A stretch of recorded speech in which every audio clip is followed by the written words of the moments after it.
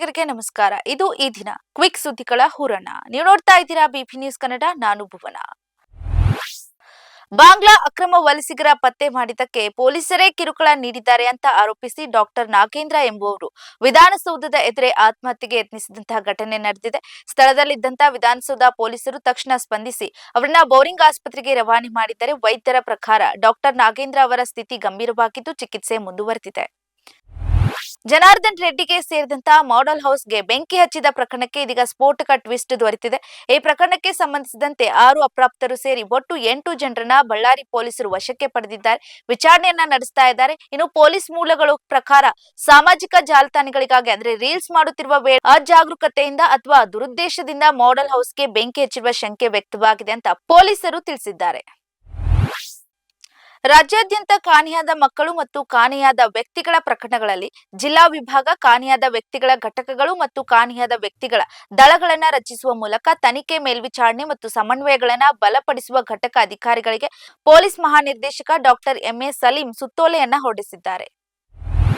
ಕಾರವಾರದ ಪ್ರಮುಖ ವೈದ್ಯಕೀಯ ಕುಟುಂಬದ ರಾಜೀವ್ ಪಿಕ್ಳೆ ಆತ್ಮಹತ್ಯೆ ಪ್ರಕರಣಕ್ಕೆ ಸಂಬಂಧಿಸಿದಂತೆ ಇಬ್ಬರನ್ನ ಬಂಧಿಸಲಾಗಿದೆ.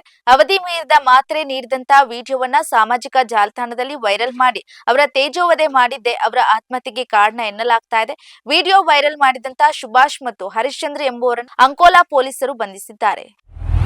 ಕಲ್ಯಾಣ ಕರ್ನಾಟಕ ರಸ್ತೆ ಸಾರಿಗೆ ನಿಗಮ ಬೀದರ್ನಲ್ಲಿ ಚಾಲಕ ಹುದ್ದೆಗಳಿಗೆ ನೇರ ಸಂದರ್ಶನದ ಮೂಲಕ ಅರ್ಜಿಯನ್ನ ಆಹ್ವಾನಿಸಿದೆ.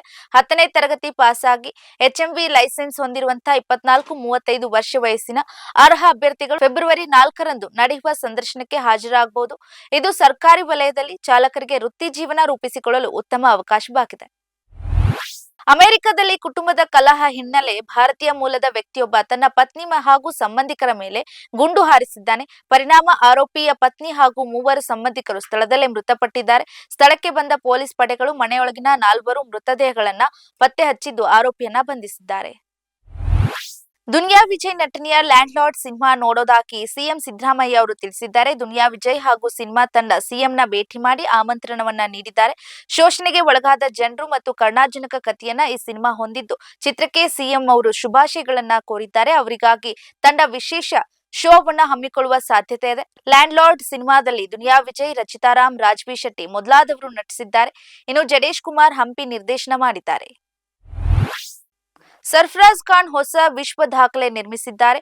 ಅದು ಕೂಡ ದೇಸಿಯ ಅಂಗಳದಲ್ಲಿ ಒಂದೇ ಸೀಸನ್ ನಲ್ಲಿ 3 ಸೆಂಚುರಿ ಸಿಡಿಸುವ ಮೂಲಕ ಈ ಸೆಂಚುರಿಯೊಳೊಂದಿಗೆ ವಿಶೇಷ ಸಾಧನೆಗೈದ ಮೊದಲ ಭಾರತೀಯ ಬ್ಯಾಟರ್ ಎಂಬ ದಾಖಲೆಯನ್ನು ಸರ್ಫರಾಜ್ ಖಾನ್ ತಮ್ಮದಾಗಿಸಿಕೊಂಡಿದ್ದಾರೆ. ಪ್ರಸ್ತುತ ನಡೀತಾ ಇರುವಂತಹ ಹೈದರಾಬಾದ್ ವಿರುದ್ಧದ ರಣಜಿ ಪಂದ್ಯದಲ್ಲಿ ಮುಂಬೈ ಪರ 5ನೇ ಕ್ರಮಾಂಕದಲ್ಲಿ ಕಣಕ್ಕಿಳಿದ ಸರ್ಫರಾಜ್ ಖಾನ್ 219 ಎಸೆತಗಳಲ್ಲಿ 9 ಭರ್ಜರಿ 6 ಹಾಗೂ 19 4ಗಳೊಂದಿಗೆ 227 ರನ್ ಬಾರಿಸಿ ಅಬ್ಬರಿಸಿದ್ದಾರೆ.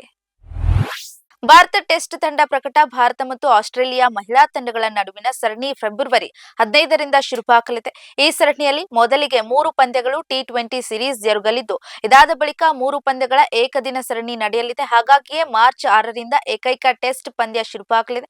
ಇನ್ನು ಈ ತಂಡವನ್ನ ಹರ್ಮನ್ಪ್ರೀತ್ ಕೌರ್ ಮುನ್ನಡೆಸಲಿದ್ದು ಇನ್ನು ಉಪನಾಯಕಿಯಾಗಿ ಶ್ರುತಿ ಮಂದಣ್ಣ ಕಾಣಿಸಿಕೊಳ್ಳಲಿದ್ದಾರೆ.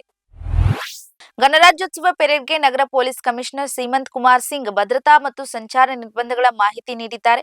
2000 ಪೊಲೀಸರು, 516 ಪೆರೇಡ್ ಸದಸ್ಯರು ಭಾಗವಹಿಸಲಿದ್ದಾರೆ.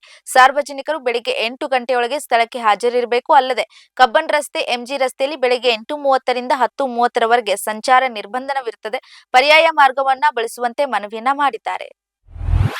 ಇದಾಗಿತ್ತು ಈ ದಿನದ ಪ್ರಮುಖ ಸುದ್ದಿಗಳ ಹೂರಣ. ಸಮಗ್ರ ಸುದ್ದಿಗಳಿಗಾಗಿ ಸದಾ ಗಮನಿಸಿ ಬಿಪಿ ನ್ಯೂಸ್ ಕನ್ನಡ. ಇದು ಕನ್ನಡಿಗರ ಪ್ರತಿಧ್ವನಿ.